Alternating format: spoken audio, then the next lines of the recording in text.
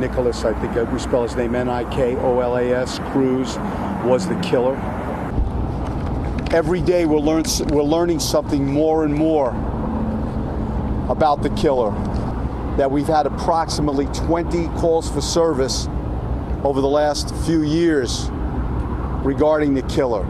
I'm sure it talked about the psyche of the killer, but my hypothesis would be it would be more the killer. We want to try and find out why this killer did what he did, and that at the end of the day, make no mistake about it, America, the only one to blame for this incident is the killer himself. Nikolas Cruz on February 14th, on Valentine's Day, went to the Marjory, Stoneman Douglas High School in Parkland, Florida, armed with an assault rifle and with ammunition. Over the next several minutes, he murdered 17 students and faculty members and wounded over a dozen more. The department has sought a court order allowing the release of documents which would otherwise be confidential that pertain to the alleged abuse, neglect, or exploitation of a vulnerable adult. The amount of information that has come out is amazing, some of which that we may even consider confidential information that should not have ever been released already, but it has been. Part of it is the fact that the bulk of the information contained in our report and those backup chronological notes, Your Honor, it was already in the public domain before we filed this petition. And we normally would have taken a position that we would like them held confidential until the investigation is complete. However, we have been informed, as Department of Children and Family Services has informed the court, that these documents are already out in the public domain. As it stands, there are many media organizations reporting on and claiming that they do in fact have these records. We are in no position to confirm whether they have the proper record or what they are reporting that comes from the records is in fact true. The only other individual that would have any possible privacy interest in this report would be the defendant, Mr. Cruz. But his privacy interest absolutely has to be weighed against not only the public interest, but in reality, the information that's already out there.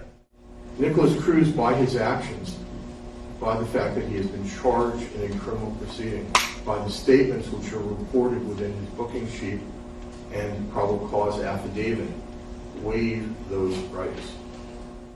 Mr. Cruz normally would have, like anyone, would have a privacy interest as a victim or as a perpetrator in this report. But Mr. Cruz has also been arrested and charged with numerous felonies, to say the least.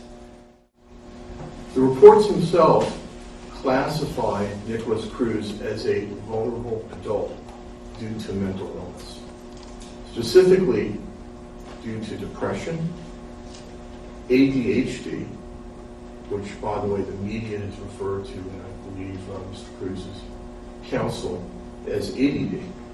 If these reports reference ADHD, which would be attention deficit with hyperactivity disorder, autism, and that he was taking medication as a result of these issues. Well, we know that this is a very high-profile and very difficult and sad, tragic case that has impacted our community greatly. And with the one single interaction we've had with the individual, we wanted to be able to provide the information to the public so they would know what had transpired. And we're now learning more about the suspected shooter through his education plan first obtained by ABC affiliate WPLG. It shows Cruz was attending a school for emotionally and behaviorally disabled students in 2015. Administrators noting while he was making progress at the alternative school, he was reported to be distracted by inappropriate conversations of his peers if the topic is about guns, people being killed, or the armed forces. I want to be clear to the court and to the state. This office and this defendant is prepared today and every day thereafter to plead guilty to 34 consecutive life sentences. We are prepared to do it today. That's perfectly clear. Well, we're making it really clear right now. Okay, again. that's not what we're here for. Let's move on. I want to be clear to the court and to the state. This office and this defendant is prepared today and every day thereafter to plead guilty to 34 consecutive life sentences. We are prepared to do it today. That perfectly clear. Well, we're making it really clear right now. Okay, Again. that's not what we're here for. Let's move on. Okay, we are here for a calendar call and a status hearing regarding the discovery schedule. However, I have noticed that there is still no demand for discovery filed. Is that correct? May I approach the podium? Sure. Do you know whether or not you're going, do you know at this juncture if you're going to be filing a demand to participate in reciprocal discovery? Yes, we are. You are? Yes. Okay. I'm assuming you're going to need to look at discovery before you can engage in a discovery conference. Yes. Okay. So you're going to be filing that soon? We anticipate filing it soon, yes. And then once you have had the opportunity to look through the discovery, I want to come back and I want to set this for another discovery scheduling hearing so that we can move things along and set a proposed trial date. We may receive initial discovery, and then from that discovery, we may be compelling additional discovery. Sure. So I can't provide the court with a list of witnesses that I'm going to depose until I'm sure that I have all the discovery that relates to that witness. I understand that completely, but let me be more clear. Do you think you'll have at least the first, I'm going to depose, I don't know what you're going to do, but I'm going to depose these 5 people for sure so we can start scheduling these 5? Something to that effect. I'm not asking you for a total list of from beginning to end, just a start of where we can start. This report released by Broward County Schools Friday details what the school district got right and wrong about Nikolas Cruz prior to the shooting on Valentine's Day. Much of the independent report is blacked out, redacted. The reason, it's private information about Cruz, something his public defender fought to keep private and the courts agreed to. All of the, as far as I can tell, all of the defendant's specific educational records have been completely redacted. In fact, 27 pages worth of redactions. Judge Henning, as you know, has already reviewed the report and redacted those parts which allow her to protect Mr. Cruz's privacy rights under HIPAA and FERPA, and at the same time permit disclosure of what would otherwise be a public document.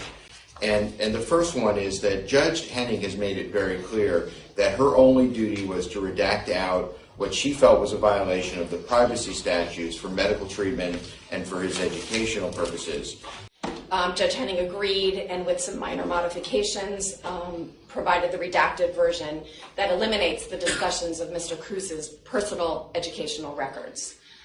But the judge very specifically ordered that everything be held confidential, and that's made it easy for us to basically agree, because this way it's only limited, and she went through the litany of reasons why all of this should remain confidential. She limited it to attorneys, to their staff, to their investigators, and to the victims and the surviving victims' families.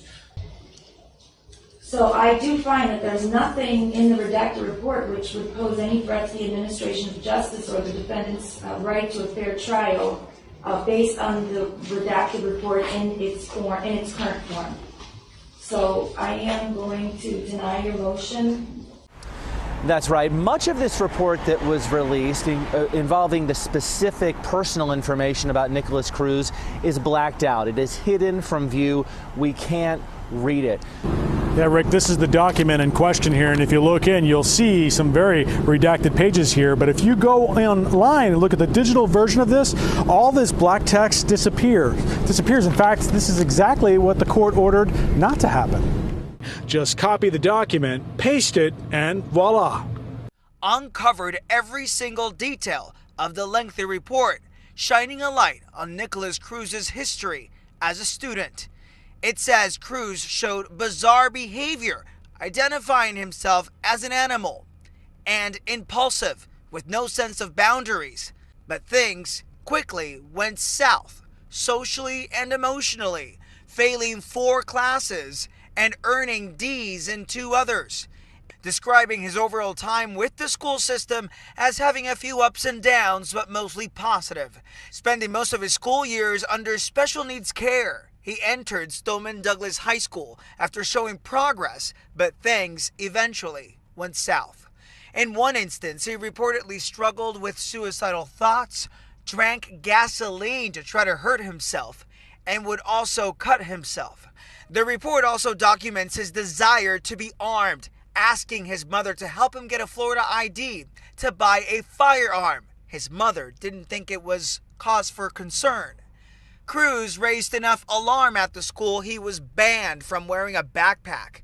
According to the report, school officials recommended he go back to a special needs school, his grades failing. What they had blacked out in the report was his school history, a lot of his mental health issues. Sun-Sentinel managing editor Dana Banker found the report significant, but it lacked details. Hey, did you know you can actually see what's in that report? Just copy the document, paste it, and voila. The Sun-Sentinel published the redacted details. How on earth do you decide which deserve your vote? It is tough to gauge because by the very nature of their jobs, judicial candidates may not campaign with platforms, opinions, or politics, or take sides. The school board's verified petition to invoke contempt proceedings against the Sun-Sentinel and reporters Paula McMahon and Brittany Wallman. First of all, are those two individuals present today? Is there a reason why they're not here? We didn't think they were ordered to be here. Well, certainly I'm going to be discussing the possibility of holding them in contempt. I would think that they would want to be present.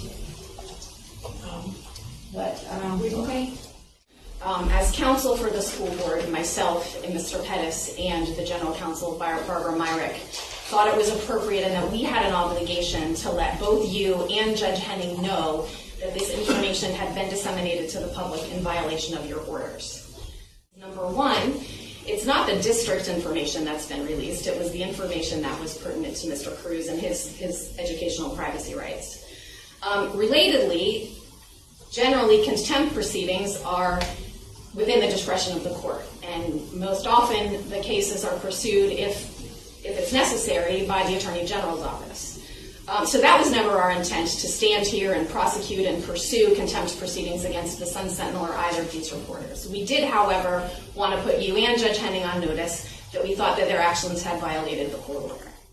But that is exactly what the Broward judge on the Marjory Stoneman Douglas mass murder case did this week on the bench, taking sides, sounding less like an impartial member of the judiciary than an angry parent scolding a rebellious child. When you say available on the school board website, you're saying that because they published it in a PDF format, which could then be manipulated, cut and pasted into another program, and then unredacted, that's what you would consider to be made available by the school board? So you're saying that you knew exactly what I meant, but because I didn't write these specific words, that the Sun-Sentinel can do whatever they want, regardless of the possible constitutional violation of not only Mr. Cruz, but the 34 listed victims in this case, who are all entitled under the Constitution to a fair trial, that you may have jeopardized by doing that? You all manipulated that document so that it could be unredacted. That is no different than had they given it to you in an old-fashioned format with black lines and you found some type of a light that could view the redacted portions and had printed that. It's no different. Accusing reporters of deceitful behavior, that is conduct unbecoming, no matter how Her Honor eventually decides to rule on a question of contempt of court. Almost all, if not all, of the information that was contained in that report had already been leaked in some way or another and was already public and publicly available. I find that explanation completely unacceptable. You acted in bad faith, and ma'am, you came into this court, and you are always very professional, you're very respectful, and you gave this court the impression that everybody was on the same page as to what should and should not be disclosed. So then for you to turn around, and if you're the lawyer that the Sun-Sentinel is saying that they met with before they published it, that told them go ahead and publish it, I find that to be an ethical violation on your part under the Florida bar. Maybe the Sun-Sentinel does not have any ethical rules that they have to follow, but you as a lawyer do have those rules. And if you gave them that advice, then shame on you. Because I assure you that the constitutional rights of Mr. Cruz and the state and the listed victims in this case outweigh the Sun-Sentinel's belief that the public has a right to know. Okay, she just didn't handle that well.